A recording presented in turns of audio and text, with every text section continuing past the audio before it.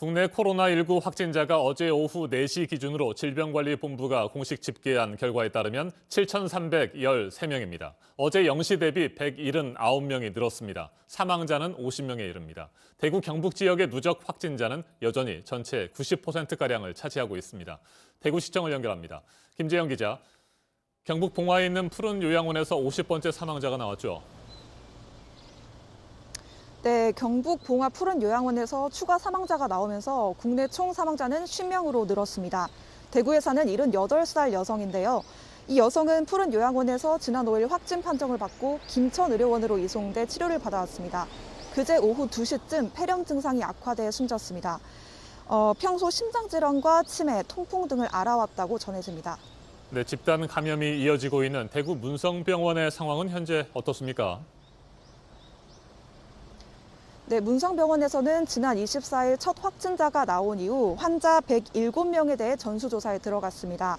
그런데 병원에서 감염 검사를 하는 도중에 환자들을 무작위로 섞어 병실을 배정한 사실이 드러났습니다. 검사 결과를 기다렸다가 확진자와 음성 판정을 받은 환자를 분리시키지 않은 겁니다. 현재까지 이 병원에서 나온 확진자는 21명입니다.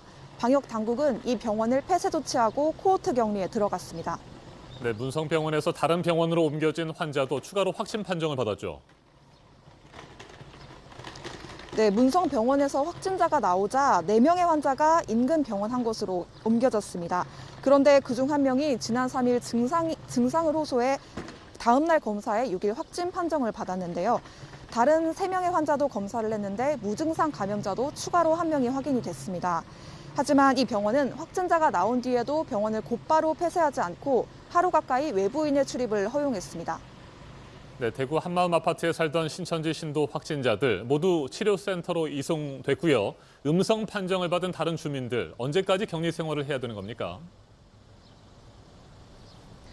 네, 한마음 아파트에선 어제 남아있던 확진자 20명 전원을 치료센터로 옮겼습니다. 보건당국은 주민 80명이 음성 판정을 받았고 14명에 대해서는 검사가 진행 중이라고 했습니다. 신천지 교인 46명 외에 다른 확진자는 나오지 않았지만 한마음 아파트는 오늘 15일까지 코호트 격리에 들어갑니다. 지금까지 대구시청에서 JTBC 김재현입니다.